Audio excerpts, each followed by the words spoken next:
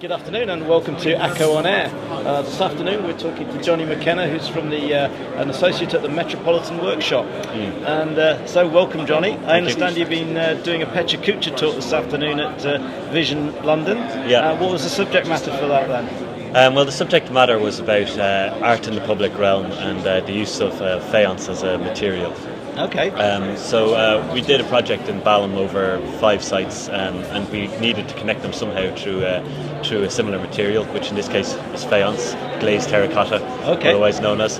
And we wanted to make something that was quite unique to Balham itself. Yeah. So working with an artist called Todd Hansen, he devised a kind of a motif or a notation of basically. He kind of photographed everything on buildings that was painted white, so architraves and string courses and fascias, and sort of extracted them and strung them together into sort of notation. And what we did then is we got that notation and cast it in relief into glazed terracotta. And then by kind of stringing these together on a wall, we ended up with some quite interesting patterns that were, said something about the place as well. Okay, so it gave back a little bit of the history to the area as well in some respects. Exactly, yeah. I mean, it came from a public consultation we had quite early on in the project, and we were trying to ask people who live there, what's really, really unique about Balham, what makes Balham Balham unlike nowhere else.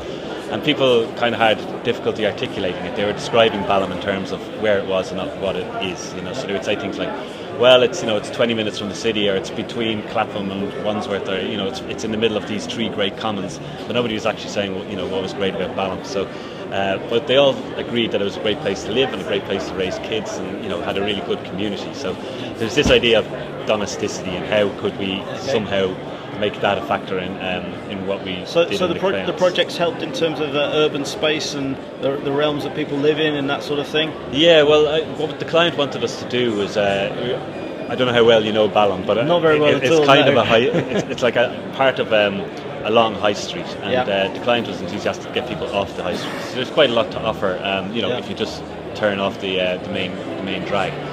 So through the use of sort of 5 separate public realm projects, the idea was to try and bring people as much into the shops that were not on the high street as the ones that were on the high street. So to try and connect the place up a little bit better, stitch the place together a little better than it was. So this is a really good working project for Balham. Do you see that this sort of development of London is becoming more, I suppose, fashionable or required in order to get people to use the city better?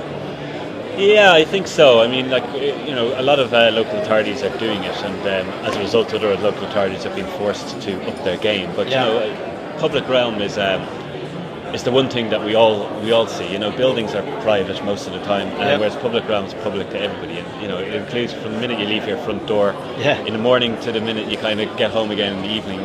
When you're on the bus, all of this is public realm. So we should value it a lot higher than we do. Yeah. And thankfully, it's beginning to kind of change. From what I see, and I don't live in London, from what I see, London seems to be trying to use its open space better and get people to be more active, play more sport, listen to their music outside, cycle a lot more. I mean, all of these projects seem to be driving in the same direction. Yeah. Well, London has to.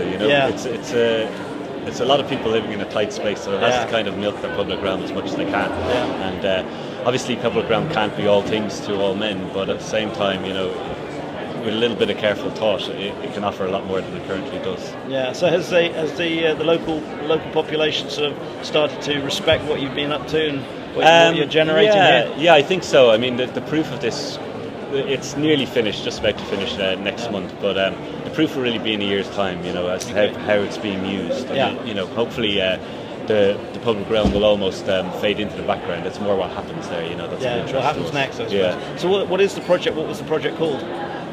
It was called it was officially called the Balham Outer London Fund. Oh, exciting!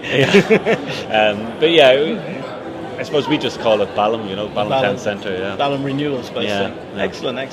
So actually, well, that's very interesting.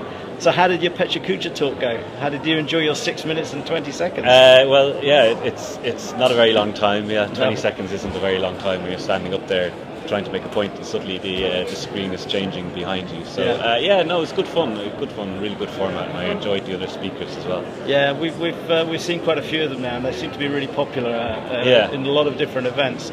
I think the trick to it is to really plan ahead and work on the timing. Yeah, and it cuts out the waffle as well, which is good. It has to. It does cut out the waffle. That's absolutely right. Excellent. Well, thank you very much for your time, and we'll hopefully be publishing this on Acco on Air. Thank you. All right, thank you. Yeah, cheers. Bye-bye.